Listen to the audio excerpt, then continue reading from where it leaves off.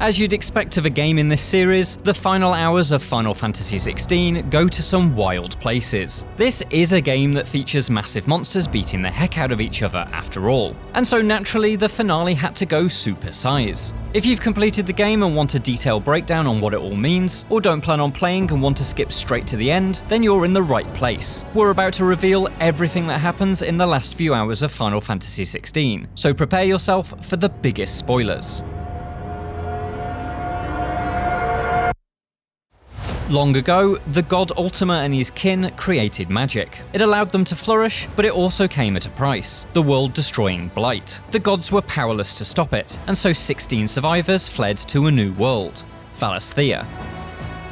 But the blight followed them to this new land, and so the gods realized there was only one option: to build a whole new world. Casting the spell to create this new world would require a huge amount of magical power, and a vessel strong enough to wield it. To gain that power, the gods sacrificed their own physical forms to create the mother crystals, huge structures that would drain the natural ether that flowed through Valisthea's soil. To acquire the vessel, they created humanity. After many generations, this new race would eventually produce the mythos, a human capable of harnessing unimaginable power. The mythos would then be inhabited by Ultima, who could use the power harvested by the mother crystals to cast the world-creating spell. Such a plan would take 1,000 years to unfold, so Ultima and his kin went into hibernation. But by abandoning their godly duties over humanity, the new people of Valisthea were lost. Forced to fend for themselves, they eventually gained their own will and self-determination. That led to the discovery of magic, which in turn led to conflict and war, and ultimately the world-devouring blight. Humanity repeated the failures of their creators. Ultima was awoken when Clive and Cid destroyed Drake's head. While Joshua managed to use the power of the Phoenix to cage Ultima's spirit, the god had already recognized that Clive, who can harness the power of multiple icons, was the mythos, and so Ultima began the final stages of his plan. By influencing King Barnabas and Emperor Olivier, Ultima ensured that Clive came into conflict with the major powers so that he would kill their dominance, absorb their icons, and gradually build the power of the mythos. He also used his influence to drive Clive's quest to destroy the mother crystals, as each one shattered meant another god's spirit was freed. Now that Clive had absorbed the power of every icon, the mythos had almost reached full potential. It was time for Ultima to prepare Raise, a spell he reveals will allow the gods to ascend to paradise, but destroy all of humanity and Valisthea in the process. Our flames are our own, and they burn as one!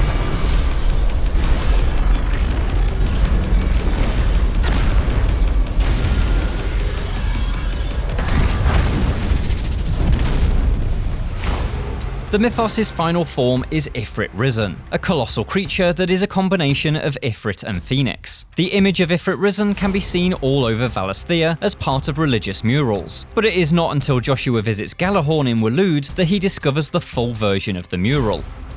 The painting shows 7 icons: Garuda, Ramu, Shiva, Titan, Bahamut, Odin, and the Lost Leviathan, all looking up in adoration at Ifrit Risen. The absence of Ifrit and Phoenix in their solo forms suggests that they, and by extension Ifrit Risen, are not icons in the same way as the other summons. This is further hinted at when Clive and Joshua come across Ultima Prime, a decaying body that looks like Ifrit, in the interdimensional rift. It makes sense that Ultima's vessel would have a similar appearance to his own former physical form. While Ultima's plan revolves around the creation of the mythos, he also predicted the possibility of the Logos, the corrupted version of mythos that has its own will. This is what Clive has effectively become. Because the gods abandoned humanity, they gain their own will, and thus mythos was born with the self-determination to make their own choices. Furthermore, in the generation since Ultima abandoned Valisthea, human faith in him has faded, which in turn has weakened him. But Clive, strengthened by the faith of his friends, is able to resist Ultima and put an end to his apocalyptic plans. My will is inviolable. Something is wrong. You're afraid. You always have been. From the moment the Blight exposed what you were, weak. You conceived us to prove otherwise. But the result shook you to the core.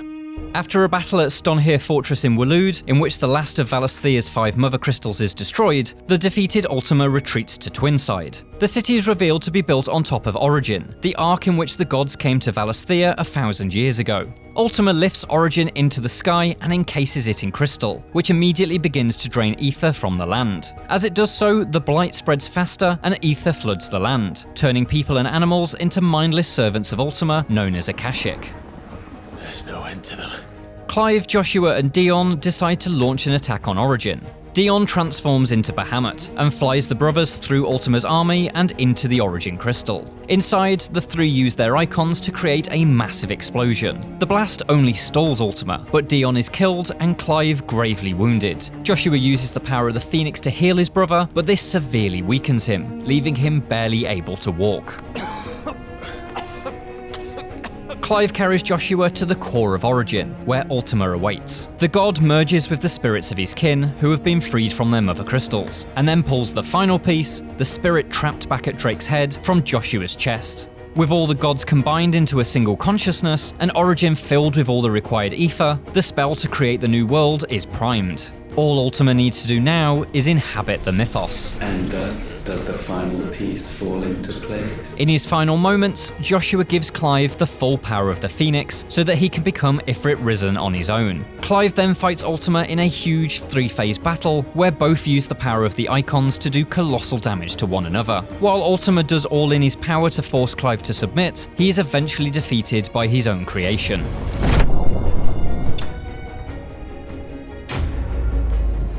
As he lies dying, Ultima asks Clive what he will do with his newfound freedom. Tell me, what do you imagine will befall this world? While Clive recognises that humanity is imperfect and there will likely be generations of hardship ahead, he explains that it is worth those struggles to be free. He then absorbs Ultima's power and finally becomes the Logos.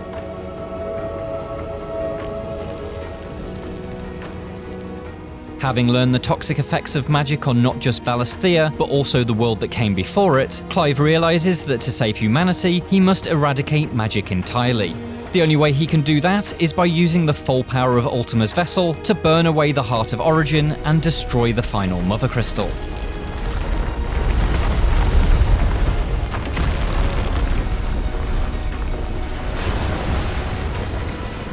It's an act that will kill him, but understanding that this is the only way, Clive makes the ultimate sacrifice. The final Mother Crystal is destroyed and the world is freed. Later, Clive washes up on a beach. There, he looks up to a newly clear, star-filled sky. He watches as his own magic fades and then slips away into a hero's death.